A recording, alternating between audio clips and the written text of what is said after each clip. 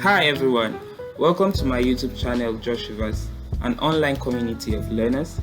And today I'm going to be talking about how to get started with cryptocurrency.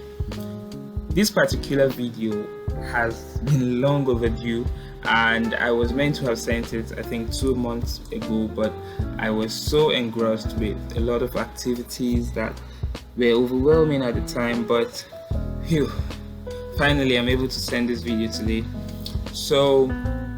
But I'm going to make up for it. And I think this is the best time to know about cryptocurrency the right way and to get started, because trust me, next year 2021 is going to experience a massive boom. There's going to be a lot of bull runs on both stable coins, altcoins, and all forms of digital assets that you know about or may not know about. So kindly follow through this video, and if you have any question whatsoever, do not hesitate to put that down in the comment section below and I'll be able to answer you as quick as possible. As well, try to stay notified, so hit the subscribe button so that when new videos like this comes up, you get notified. And as well, give a thumbs up to this video if you like it and share with your friends and family for them to stay informed. I'm going to try as much as possible to make this as elementary as it can be. But like I earlier said, if you still don't get some part of this video, kindly send in your questions or the part where you're unclear as a comment and I'll respond to you as quickly as possible. Now, with that out of the way, let's dive right in. So this is what we're going to be looking through in this video.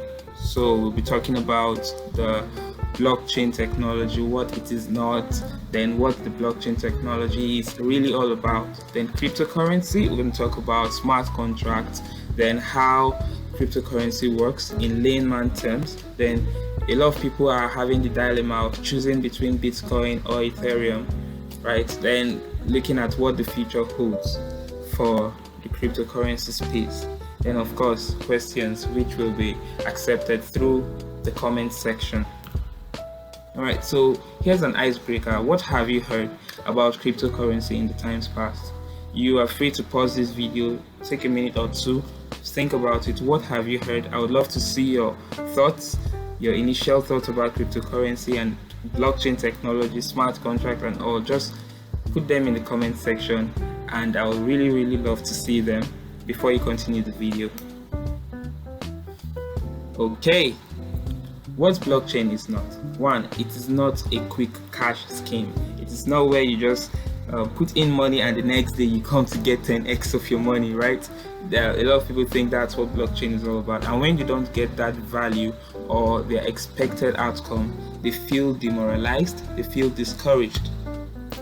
So blockchain is not that. Blockchain is not a refer and earn platform where you bring two people under you and you get paid and they bring two other people under them and you get paid. It's not a Ponzi scheme. Blockchain is not a scam. Neither is blockchain cryptocurrency. Yes, this might be a very controversial statement, but blockchain is not cryptocurrency. Try to follow through the video and you see why. Then lastly, blockchain is not mutable. Of course, blockchain cannot be changed. It is fixed and fixed. So essentially, blockchain in simple terms is a digital ledger of transactions.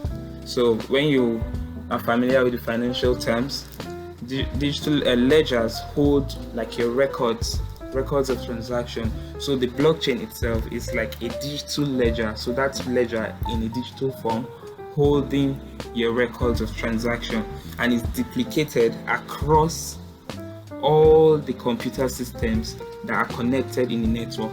So each computer in that network has a replica of the original ledger, but you cannot change it. So that's why it's immutable. You cannot change what records are reflected on this digital ledger. You only have access to it. You can see changes, you can see updates, you can see what is on it and what is not on it, but you cannot really alter it, right? So it helps making it kind of fireproof, right, to hackers and the like. So it's very secure. It allows digital information to be distributed but not copied. So using the blockchain network, you can distribute digital information, but you cannot kind of copy it and make a tweak on it. So it is still a single data ownership. The owner of that information remains the owner, even when you've distributed it across several thousands or millions of systems connected in the blockchain network. So blockchain was invented by a person or a group of persons, we still don't know, but they have the alias of Satoshi Nakamoto in 2008, and it served as the public transaction ledger of the cryptocurrency Bitcoin that was released in 2009. So blockchain was built so as to facilitate the cryptocurrency Bitcoin in 2009. So that's like the background to blockchain. So blockchain really is not the cryptocurrency, but it's the technology upon which the cryptocurrency thrives and operates. Now, for smart contract, like the name implies, contract is simply an agreement, and the word smart makes it kind of digitized. So smart contract is a self-executing agreement between two people in the form of computer code, right? So it is like a computer code that establishes an agreement between two persons such that it is self-executing when the terms of agreement are met. So it's kind of is binding on both parties, right? They are processed on the blockchain, so they are stored on a public database and cannot be changed. So when we go into that agreement, it remains that way, and it is self-executing as long as the terms of the agreement are met. So no one has the opportunity or the privilege to go change it or try to manipulate the contract. So there's no allowance for fraud, so to speak. Right, so where you can use smart contract, basically you can use smart contracts in every aspect as you can use the ordinary contract, the paper agreement, the legal contract and the like. So you see stuff like financial derivatives, insurance premium, bridge contracts, and a lot of other forms of contractual agreements you can implement. Wherever you can implement the mundane kind of contracts, you can as well implement a smart contract in its place. Alright, so cryptocurrency now. What is cryptocurrency? Simply put, it's a virtual currency that is secured by cryptography. So cryptography makes it difficult to hack, makes it difficult to crack. So it's a virtual currency, a store of value that is secured by cryptography. Keyword secured. So it is highly secured. Security is top notch, which is why a lot of people prefer to make transactions in cryptocurrency than in fiat, that is local currency, because with your local currency, when someone has some access codes and all of that, or hacks the banking system, they could wipe off whatever value you seem to have in your account. But for cryptocurrencies, it's quite difficult because it uses a lot of layers of security, cryptography, hashing and the likes to make sure that your asset is properly secured. So you cannot counterfeit, you cannot double spend, right? So you can also make anonymized transactions. So what people see when you make a transaction is just the address that has made that transaction. It's not going to carry your name, your phone number, your home address, your date of birth, whatever. Nobody sees that. They only see the address that has initiated that transaction and the address to which that transaction is being sent to, that is the recipient. So all they see is to recognize the address, the sender address, the receiver address, and every other information stays a secret, which is why it is totally anonymized and secure for transaction purposes. And this cryptocurrency is not really backed by any central authority, such as a government of a country or so. So no one has a final say over it. So it is quite decentralized, right? It is not regulated by any governmental policy and the like. So you can transfer funds amongst your peers from across continents, wherever they are. You can transfer funds as quickly as possible without too much prying eyes on your transactions. Well, I guess that's why a lot of people are a bit skeptical, because some people were now misusing this privilege to perform fraudulent activities, because no one can really trace who had made what transaction. So it is quite easy for people to just run a lot of shady deals wherever they want to do and use cryptocurrency to make the transactions anonymous. But anyways, this video is for you to learn how to get into the cryptocurrency world and invest, not to do fraudulent activities. That is my disclaimer. All right, how does cryptocurrency work? In simple terms, say person A has some money and wants to convert it, or wants to send some amount of equivalent cryptocurrency to person B. Person A has his money. He takes that money and goes to the bank, deposits the money. The money is now electronical, right? The money is in his fiat digital wallet. Then he gets an exchanger application, money exchanger, that converts fiat to cryptocurrency. So what he does is to initiate that conversion, and it turns it to the equivalence in cryptocurrency. So for those in Nigeria, we have apps like platforms like NairaX. So it changes your Naira to fiat. So once you have your money, you send it to NairaX through your bank. Then NairaX converts it to a Bitcoin equivalence. Then you get the address, say your personal digital address or your personal Bitcoin address, on cryptocurrency applications like Jaxx Liberty, Binance, that's Trust Wallet, Engine Wallet, Crypto.com Wallet, right? So you get your address there, and you transfer the Bitcoin equivalent that you are about to convert in NairaX to that very wallet. So NairaX will just convert it to Bitcoin and send it to your personal wallet in your digital currency wallet, right? I hope you understand that process, because you have your fiat, you have your local currency, it's in your bank, then you send it to NairaX. It's still reflected there as your local currency, but now you want to send it to your digital wallet, like your Bitcoin digital wallet, say on Crypto.com, right?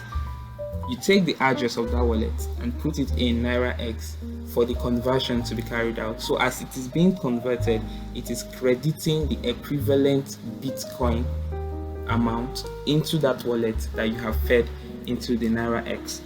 So at the end of the day, you have the equivalence in Bitcoin of the amount you sent through NairaX in your Bitcoin wallet. So now that solidifies your conversion to Bitcoin. So you want to now send it to person B. You get person B's public key, that's the wallet address of person B's digital currency, which is also Bitcoin, of course, because you can't send from Bitcoin to say Ethereum now. You have to make some conversion. So you get the wallet of that person B and you make the transaction. It's as swift as you can imagine. It's very, very fast. It doesn't take time, and of course it will be validated across all blocks to ensure that it's a legitimate transaction that is carried out. So the ledger that is distributed across the interconnected computer systems will be updated that, oh, you have reduced some of the digital assets you had earlier, and this is your current balance. However, none of those that have access to that digital ledger can change the record. They can only view and take note of changes. So it is secured. Person B gets a notification that you've received XYZ amount of Bitcoin in your wallet. Person B is able to send it to an exchanging platform like NairaX as well, and convert it to a fiat currency which will be sent back to the local bank, and from there they can withdraw. So that's like the life cycle of transferring from fiat to digital currency, from digital currency to another digital wallet, then from that digital wallet to local currency, and local currency to the bank, and from the bank to your pocket as cash. Yeah, so that's how it works, simply put.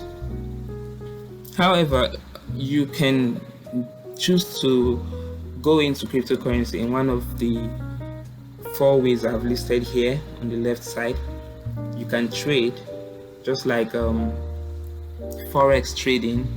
You have pairs of cryptocurrencies, alternative coins, and you trade on them. I don't do that personally. I don't do trading.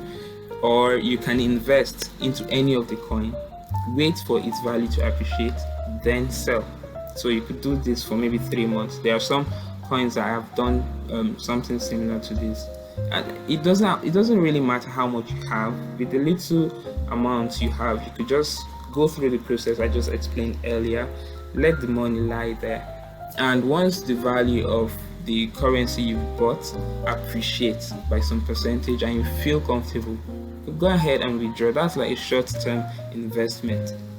I've done that many times, and I also love to do the next one, which is you could invest into any coin and wait for it for over 6 months, 1 year, 2 years. There are coins that I bought that I'm waiting for them to grow to hit just a little bit of threshold, and I'll be able to sell, then rebuy some lower coins.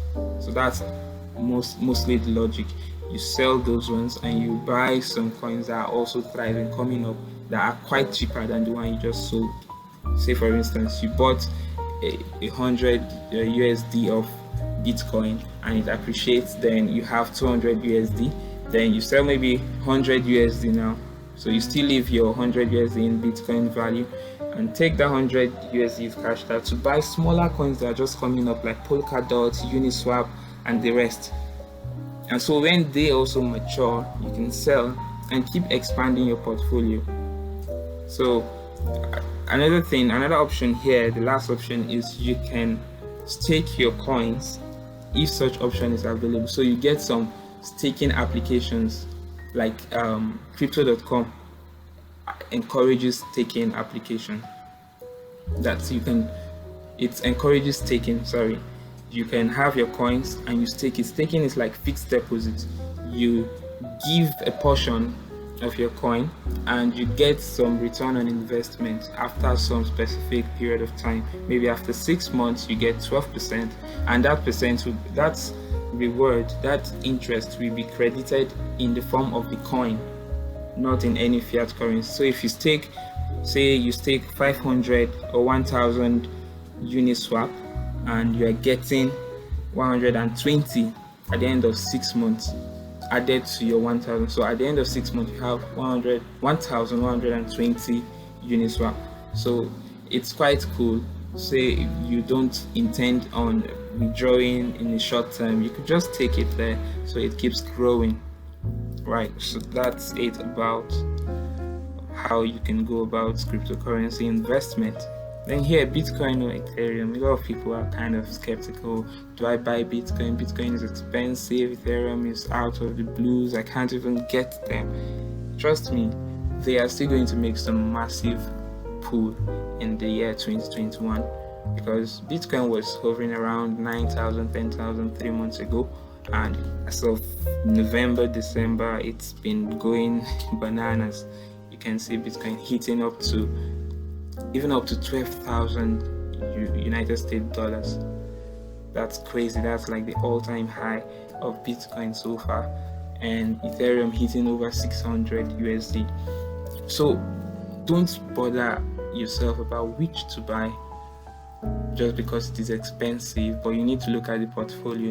You need to look at how well it's going to perform, how it has been performing in times past, forecast of how it's going to perform in the next 1 year, and then you invest in it with having the assurance that after that period of time you're going to get even much more than you've anticipated to get as a return on investment. But if that is still a thing of contention, maybe you are debating whether or not to buy it because it's expensive, there are a lot of alternative coins that you could buy. Coins that are still coming up that are not the big dogs like Bitcoin, Ethereum, XRP, and the rest. So you can get stuff like Zcash. Zcash is kind of jumping these days. I think the last time I checked, it was around 80 USD. You have coins like Dash. Dash is around 111 USD and has a lot of potentials because adoption is becoming very massive. So it's the best time to buy most of these alternative coins. XRP is there, Cardano is there, CRO, Crypto.com's coin is there, Litecoin, Chainlink is doing massively well, right? So you just need to have a bit of research. Check out the likes of Tika Tiwari's post and look at what he has to say about most of these coins. There are a lot of cryptocurrency analysts out there that can tell you and inform you on what coins to add to your portfolio, right? And trust me, it's gonna pay off. It's gonna pay off. If you really want me to give you some of these coins, you can as well comment, and I'll follow up with a reply to your comments with some of the coins I have in my portfolio, so you could just go through and analyze which of them you'd like to buy and hold. 2021 is going to be massive. The word is enough for the wise, right?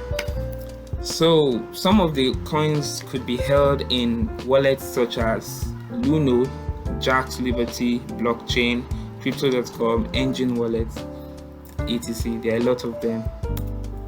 So the future for cryptocurrency cannot be overemphasized. If you understand cryptocurrency well, you know that it's a very volatile market.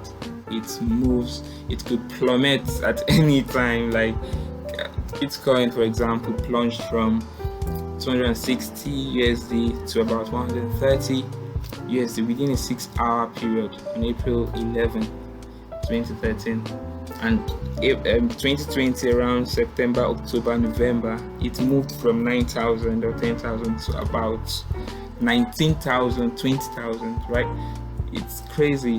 So it's very volatile, but you need a kind of guidance or an in-depth knowledge and research, constant research. Keep being updated about newest trend, newest forecast for these coins, and I tell you, you're going to make the best out of it. We are seeing a lot of massive adoption rates in a lot of countries, a lot of startups, a lot of tech, fintech, and all kinds of companies trying to adopt their cryptocurrency usage.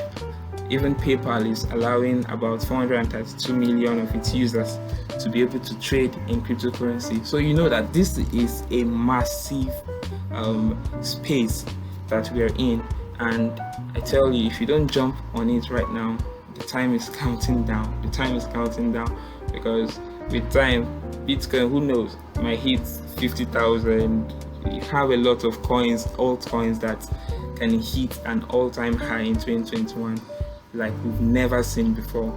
And trust me, a lot of people are migrating. Even governments of countries are migrating into cryptocurrency. So where would you rather be? Would you rather be at that point in time where you'd be regretting why you did not buy a few coins and be cashing out, or would you rather stay on the positive side where you would be like, oh, my commitment, my investment, my diligence paid off? And let me tell you this, it is very important to have patience in this space. You need to be very patient. You need to wait.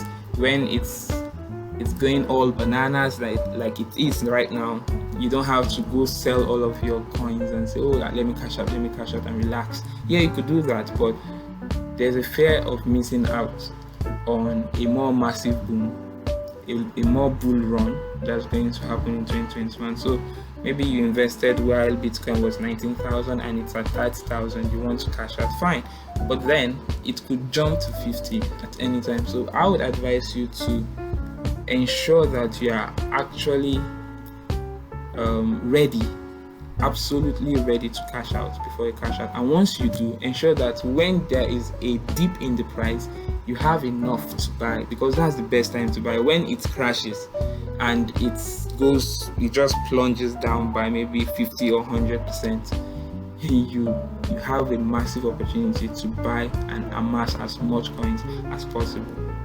So yeah, that's it from me. If you have any questions, please like, subscribe to this channel, and comment your questions so I would get them and reply them as quick as possible. I hope this video helps you, but I'm just trying to make it as elementary as possible. I don't know if I had bored you or enlightened you more, but anyways, let me know your thoughts about this video and hit the bell icon so you stay notified whenever new videos are released on this channel. Remember, this channel encompasses art, tech, every aspect of learning, as you can imagine. So just stay connected, and I assure you, you'd be better off than before you met this channel. So this is Joshiverse, a place to learn, a place to grow, and a place where you become a leader. Thank you very much for your time. See you next time. Bye.